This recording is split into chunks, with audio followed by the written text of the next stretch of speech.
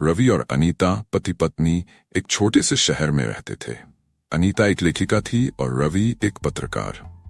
एक दिन रवि को एक पुराना और भयानक मकान देखने का मौका मिला, जिसे लोग भूतिया हवेली कहते थे। हवेली के बारे में कहा जाता कि वहां रात को अजीब घटनाएं होती है। रवि को ये एक अच्छी कहानी का मौका लगा और उसने फैसला किया कि वह उस हवेली के बारे में एक लेख लिखेगा।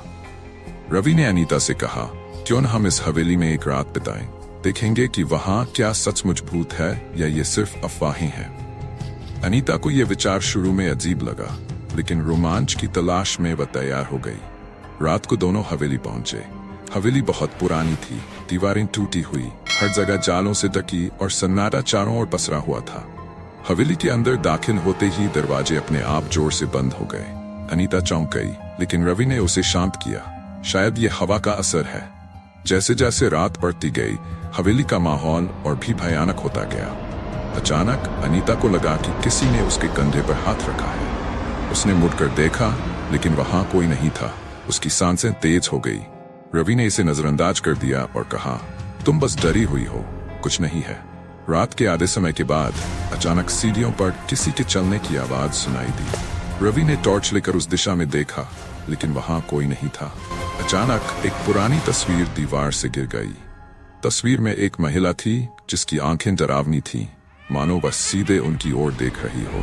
रवि और अनीता को अब लगने लगा कि कुछ गलत है। उन्होंने हवेली छोड़ने का फैसला किया, लेकिन जब उन्होंने दरवाजा खोला तो सामने वही महिला खड़ी थी जो तस्वीर में थी। उसके चेहरे पर एक खौफनाक मुस्कान थी। अचानक हवेली की लाइट्स बुझ गई और जब लाइट्स दोबारा आईं तो महिला गायब थी। रवि और अनीता ने दौड़ते हुए हवेली से बाहर निकलने की कोशिश की, लेकिन हर बार वे वहीं पहुंच जाते जहां से शुरू किया था, मानो हवेली ने उन्हें घेर लिया हो।